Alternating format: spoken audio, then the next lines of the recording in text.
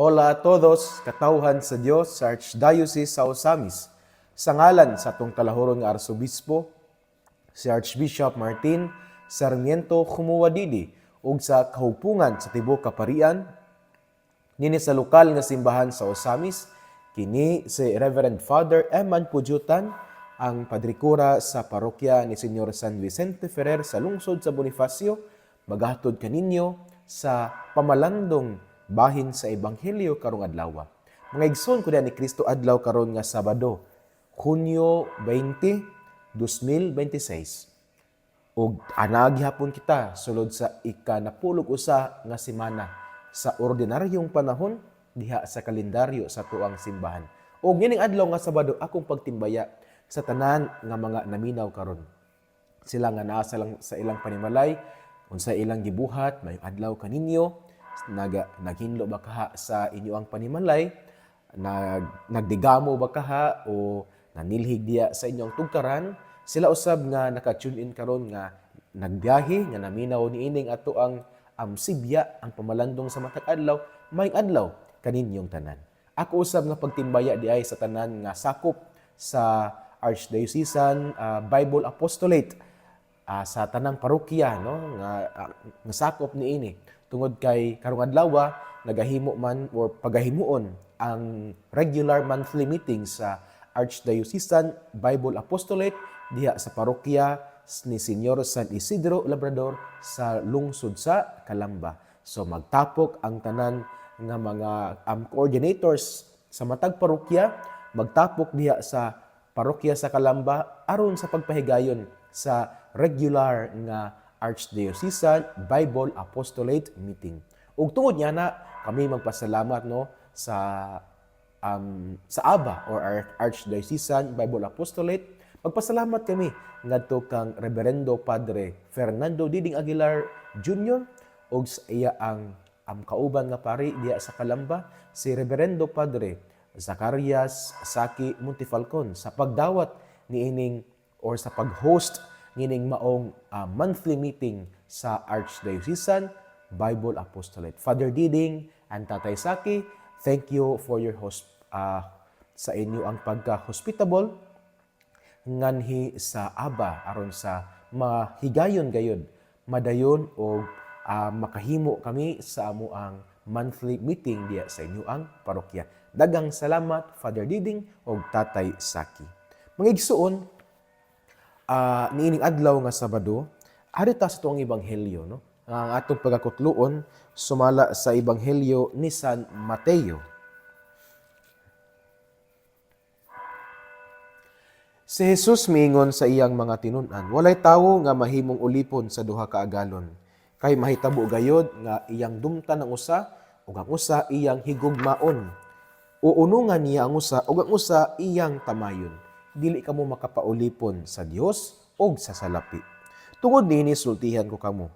Ayaw kamo kabalaka sa inyong kanon ug sa inyong imnon aron mabuhi kamo o sa inyong biste. Kay dili ba mas bililhon pa ang kinabuhi kaysa pagkaon ug ang lawas kaysa biste? Tan-awa ang mga langgam, wala sila magpugas ni mag-ani aron ilang tigumon sa kamalig. Apan giatiman sila sa inyong amahan nga tuwa sa langit. Dili ba kamo mas bililhon pa kaayo kaysa mga langgam? Kinsa man kaninyo nga pinaagi sa pagkabalaka makadugang sa gitas-on sa iyang kinabuhi. Ug nganong mabalaka man kamo sa inyong ibiste? Tan-awa, giunsa pagtubo sa mga bulak sa kaumahan. Wala sila maghago ni maghabol aron makabiste. Apan sultihan ko kamo nga bisan pagani si Solomon nga dato na kaayo, walay sapot nga ingon katahom sa usa niining mga bulaka. Kung gibistihan sa Dios ang mga balili nga buhi karon, apan sa sunod at adlaw malaya og isugnod sa hudno, kamo pagkaha pagkajutay ninyong pagtuo. Busa ayaw kamo kabalaka kung asa kamong kamugkanon o imnon o ibiste. Kining mga butanga gitinguha kanunay sa mga pagano. Ang inyong amahan nga atwa sa langit, nasayod nga nagkinahanglan kamo niining mga butanga. Apan unahan ninyo pagpangita ang gingarian sa Dios. Ug pagkinabuhi kamo uyon sa iyang kabubuton. Ug ang ubang mga tawo, ug ang ubang mga butang ihatag niya kaninyo. Busa ayaw kamo kabalaka sa mosunod nga adlaw. May kaugalingong suliran ang sunod adlaw. busa ayaw na pun-i ang suliran sa matag adlaw. Ang Ebanghelyo sa Ginoo. Daygon ikaw o Kristo. Mga igsoon, maayong adlaw usab kay inyong tanan. Ning adlaw nga Sabado mga igsoon, no? Ang atong ebanghelyo di ay atong gikutlo sumala sa ebanghelyo ni San Mateo kapitulo 6 versikulo 24 hangtod sa 34. Diin sumpay kini siya sa ato ang ebanghelyo kaghapong adlaw nga Biyernes ug niadto sa mga Huwebes. Kung atong balikan mga igsuon ang atong mga ebanghelyo ning labay nga mga adlaw hangtod karon, naghisgot gini siya sa usa lang gyud ka punto, no, nga ang mga bahandi nato nga atong gihaguan nga tigumon dili unta mahimong babag aron atong makab-ot ang tinuod nga bahandi nga mao ang kinabuhing dayon uban ang Ginoo. Kana gid siya mga igsoon, kung atong tuhugon ang ato ang mga pagbasa niining pipila ka mga adlaw ang ning labay, mao gina siya ang pinaka-common nga tema nga mutumaw sa atong mga pagbasa. Nga ang atong pagkabot sa mga bahandi nining kalibutana, dili unta mahimong babag aron atong makabot ang tinuod nga bahandi nga mao gayud ang kinabuhing walay katapusan uban ang atong makagagahom uban ang atong Ginoo didto sa iyang gingharian. Ug kana gipa tumaw gihapon mga igsuon niinay atong mga pagbasa karon. Una, sa dihang sa Hesus mingon sa ebanghelyo nga ayaw pagpakaulipon sa duha ka agalon kay imposible kayo nga mahimong duha ang imong agalon.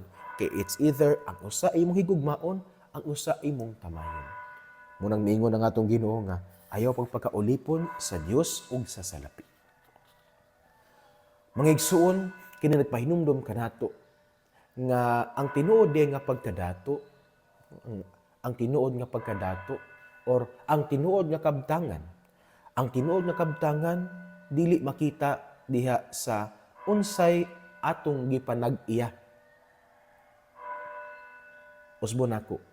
Ang tinuod nga kabtangan dili makita sa unsay atong gipanag-iya.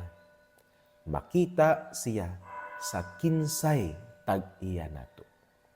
True richness, true wealth is seen not on what we possess, but who possesses us. Dili sa unsa atong kabtangan, apan sa kinsay tag-iya nato. Muna gipaklaro kayo sa atong Ginoo mga igsoon, na ang tinuod nga pagkadato kanang ang tag-iya nimo ang Ginoo. Ang tinuod nga pagkadato, ang tinuod nga kabtangan kanang yung ang tag-iya nato, ang atong agalon mao gayud ang Dios. Kay ngano man? Kay kung ato bitong basahon og balik ang ebanghelyo ato makita nga ayaw pagpakaulipon sa Dios og sa kaning salapi. Dili pwede nga duha imo ang galon, Dios ug ang salapi.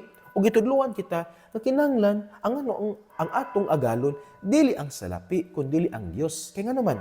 Ingon pa sa ebanghelyo, kung ang Dios nag-atiman sa mga langgam nga dili magpugas ug dili mag-ani, kung ang Dios nag-atiman sa mga bulak sa pagbiste nila nindot kay silang lantawon nga malaya ra sila unya isugnod sila sa hudno, how much more ang tawo nga sa tanan nga gibuhat sa Dios, ang tawo maoray gibuhat sa Ginoo, sumala siyang dagway ug sa iyang kasamahan. Gani kung atong balikan ang creation story diya sa libro sa Henesis, nindot kay mga igsuon tungod kay sa tanan nga gibuhat sa Ginoo, ang tanan gibuhat niya through His Word. Let there be light, let there be stars, let there be herbs, let there be fish, let there be unsa pa tong iyang gipangbuhat. Pero when God created man, nagkuha siya glapok, mean to say nga, it is not only when man was created by God, not only through His Word, but also through His actions. Nagkuha siya glapok, gipurma niyang tao, gitayhupan niya, mahimugso ang tao. So, if ang Ginoo concerned kayo, matud pa sa ebanghelyo, kung ang Ginoo concerned kay sa mga langgam, concerned kay ang Ginoo sa mga tanom, how much more kung maghisgot na og tawo? That man, matud pa sa man is the crowning glory of God's creation. And so mga igsuon, this is a great reminder to all of us na ang atong agalon dapat dili gid ang salapi, kundili ang Dios. Tungod kay kung kita ulipon sa Dios, kung ang atong agalon ang Ginoo, nan tinuod gyud tang dato. Kay ngano? God matud pa sa ebanghelyo, ihatag ang tanan natong panginahanglan kung atong unahon ang gingarian sa Dios, meaning to say, kung atong agalon mao gayud ang Ginoo, ang tanan natong gikinahanglan ihatag sa Dios because God knows everything what we need. Matud pa sa ebanghelyo kaghapon, maski na og kini wala pa nato gisulti kaniya.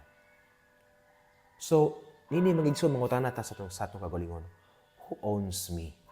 Who owns you? Who is your master? Who is your servant? Who is your master? Who owns you? Kay kung sa atong pagtubag niini, ang tag-iya nako ang Dios. Ug dili ang bahandi, ug dili ang salapinan, tinuod kitang dato. Ug dili kita angay mabalaka ni ana. Mao siguro ni ang rason mga igsuon no nga aynon po no siguro part of security ng security purposes anang bang mga kasagara sa mga dato nga tag-as pitag mga paril silang mga balay nga if their wealth no kung ang ilang mga kabtangan makahatag nila kanang bitong seguridad, kung daghan na silang sakyanan, daghan na silang kwarta, kung maghatag kini og seguridad nila, then why make walls ba kanang sa balay nga tag-as kayo? Dili na makita ang inyong panimalay. Dili na ka makakita sa imong silingan kung naka sa ubos sa inyong balay. Tungod kay habog man kayo ang inyong mga paril. Mao suro ni ang sa akong pamalandong bitaw no nga dili gid makahatag og seguridad ang mga bahandi ba. Kay kung makahatag pa ngano man nga ang mga dato tag-as kay balay bulletproof ang mga sakyanan no. I mean part of kanabitong security pero on the other side it tells us something that ang makahatag natog seguridad makawala sa atong mga kabalakas kinabuhi kung atong agalon ang Ginoo. Mao bang sa ebanghelyo in the gospel no, klaro kayo nga miingon sa Jesus ayaw kamo kabalaka. Unya ang preceding nga mga arguments, ang preceding nga mga ideas anong miingon sa Jesus nga ayaw kabalaka tungod kay magpaulipon kita sa Ginoo. Ang atong agalon ang Ginoo because if we seek God first then everything that we need will be given unto us. Because nahibalo na ang Dios kung unsay atong gikinahanglan before pa nato ning gipangayo sa iya. Hindot kay nga pahinumdom mga igsuon. Labi na karong panahon na nga kanabitong world of kanabitong sa materialism ba? Materialism ng kaning capitalism nga kana pong industrialism nga murag ang panghuna-huna dapat mulambo ang kinabuhi mangita og kwarta daghanon ang pagtigom daghan og bahandi mahadlok tang mo gasto imbis na dato na nunta magsigin tagkaon og luga og kitso kay mahadlok mo gasto kay tigumon wala na enjoy ang kinabuhi. Munang remember true wealth is seen makita not on what we possess but who possesses us. And so, the underlying question now is that, who possesses you? Who possesses me? Who possesses us? And I hope nga ang atong agalon ang Dios. Kay ang Dios makahatag natong seguridad ug ang Dios makawagtang sa atong mga kabalaka. Mga igsuon, din na nakukutob sa akong pamalandong, ang mayong balita nga maong pulong ni Jesus, angay ginatong paminawon pamalandungan, ug paningkamutan nga puy-an diya sa atong kinabuhi. Kay bulahan kayo ang tawo nga naningkamot nga magpuyo sa mga pulong ni Jesus. Sama siya sa usa ka kahoy, nga gitanumdaplin sa pa kansang dahon dili gayud malaya. Tiempo sa timbunga, siya muhatag og mamaayo ug daghang mga bunga. Amen. Igsuon, daghang salamat o magkita-kita na pud ta sa sulod nga higayon. Nini nga to ang sibya, nini nga tong tulumanon ang pamalandong sa ebanghelyo matag adlaw. Daghang salamat sa inyong pagpaminaw. Og sa katapusan day ato giday kanunay nga ay ampo no ang kalampusan sa ika-132 nga CBCP Plenary Assembly nga paghimuon dinhi sa atong probinsya sa Misamis Occidental dinhi sa atong lokal nga simbahan sa Arkidiocese sa Osamis. Karong umaabot Hulyo 3 hangtod sa Hulyo 10. Ato kining iampo kay hapit na gini siya nga kasaa nga kanibitawng apang hitabo niya historical po kay ni siya tungod kay atol man ni sa pagsaulog nato sa ika-75 nga tuig or anibersaryo sa tuang pagkalokal nga simbahan. And so let's pray together for the success of this event. Let us ask God, and also through the intercession of our Blessed Mother, the Birhen Sakuta, nga panalanginan ubanan ni nga tuang pagpaningkamot pagpangandam aron sa kalampusan nining ika-132 nga Cebu City Plenary Assembly nga paghimuon din sa tuang lokal nga simbahan sa Usamis. Pangigsuon uban sa pangaliya sa tong mahal nga inahan nagisangpit natong mga misa-mismong nga Birhen Sakuta, ang Dios unta magapanalangin kaninyo kanunay sa ngalan sa Amahan ug sa Anak ug sa Espiritu Santo. Amen. Maayong adlaw, mag-amping, ki Dios li siempre bendiga.